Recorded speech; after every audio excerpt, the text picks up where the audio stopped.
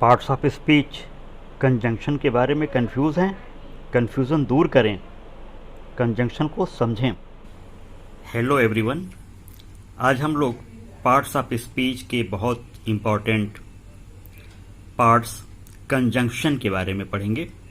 Conjunction यानी संयोजक। A conjunction is a word that joins together words or sentence. तो conjunction वो होता है जो शब्दों या वाक्यों को आपस में जोड़ता है। इसमें देखिए, पहला जो सेंटेंस है, I went to Delhi and saw the red fort there. मैं दिल्ली गया और वहां पे रेड फोर्ट को देखा। तो दो अलग अलग सेंटेंस थे। पहला सेंटेंस था आई वेंट टू दिल्ली और दूसरा सेंटेंस था आई सा द रेड फोर्ट देयर।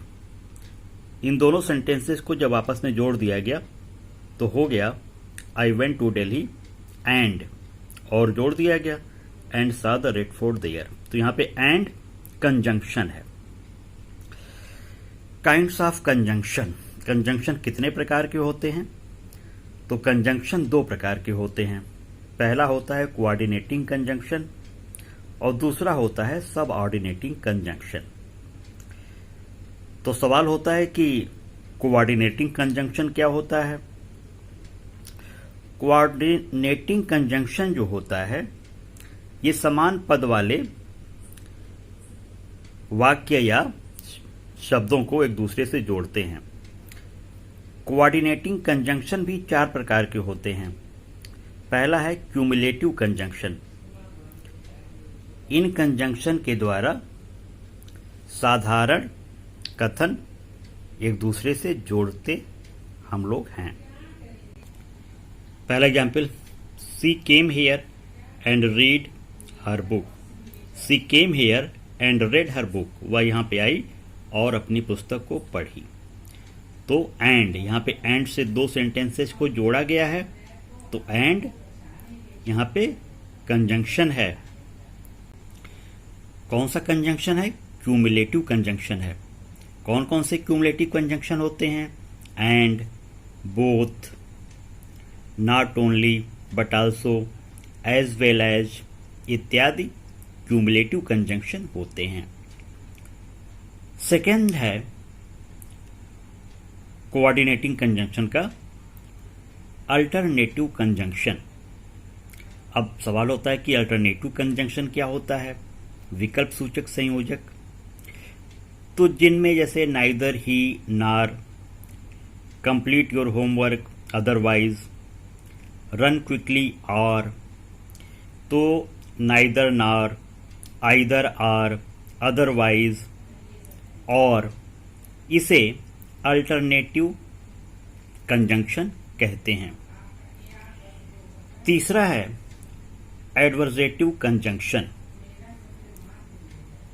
ये क्या होता है? एडवर्जेटिव कंजंक्शन, विरोध सूचक संयोजक। He came to my house but he remained silent. वह मेरे घर आया लेकिन साइलेंट था। तो यहां विरोध है। वह घर तो आया लेकिन साइलेंट था। तो बट यहां पे एडवर्सेटिव कंजंक्शन होगा।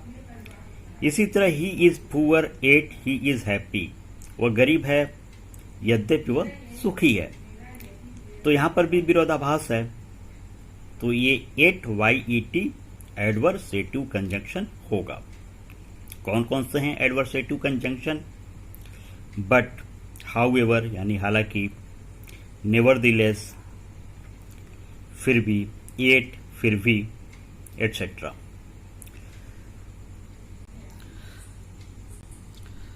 चौथा कोऑर्डिनेटिंग कंजंक्शन होता है इलेटिव कंजंक्शन, परिणाम सूचक।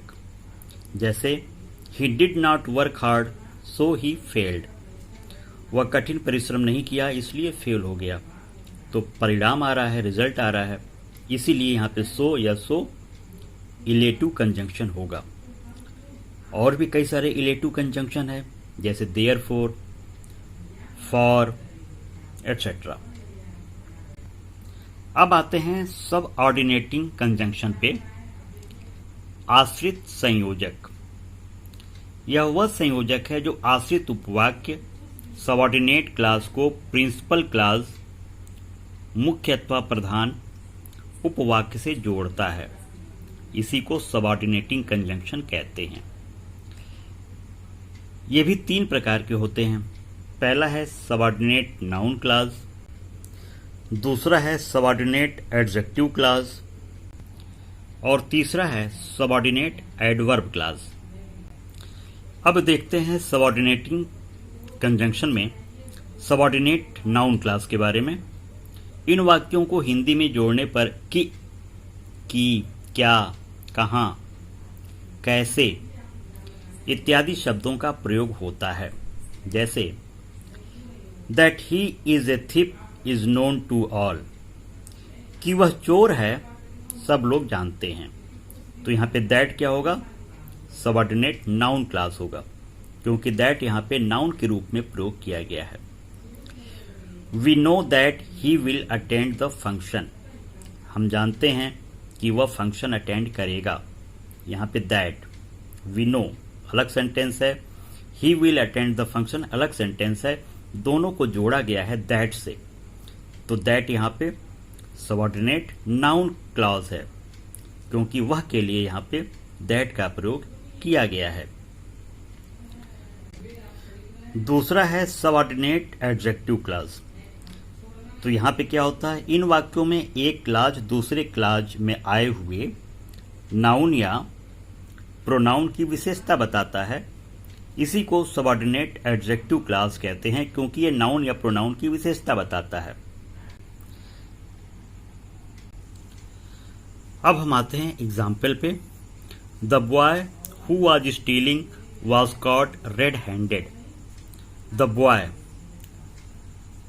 यह वही लड़का है, हु वाज स्टीलिंग, जो चोरी कर रहा था, वाज कॉट, पकड़ लिया गया, रेड हैंडेड, रंगे हाथ। अब यहाँ पे हु, द बॉय, हु से जोड़ा गया है।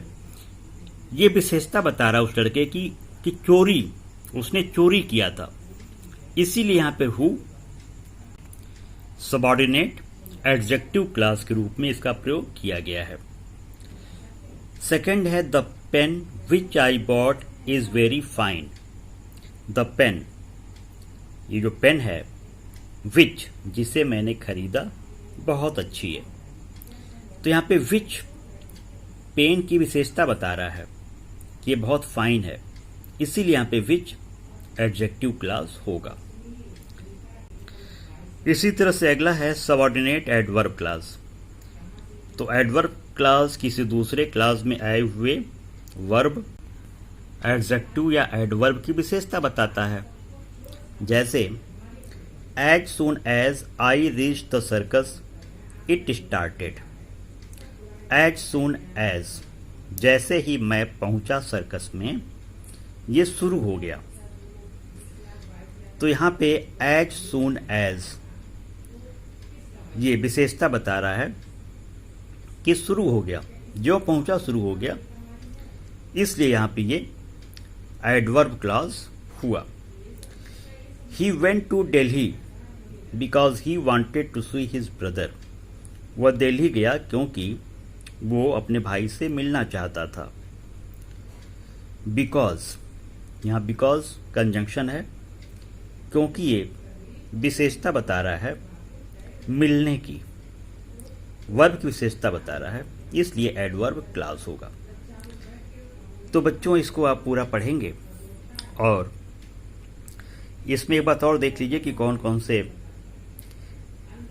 एक्सरसाइजेज हैं जिसे आपको फिलअप करने हैं। My friend tried to his best, he could not succeed. तो 2 विरोधाभास है, तो आप यहाँ बट लगा देंगे। माई friend tried his best but he could not succeed. इस तरह से प्रीपोजिशन को पढ़ करके आप एक्सरसाइजेस को सॉल्व कर सकते हैं।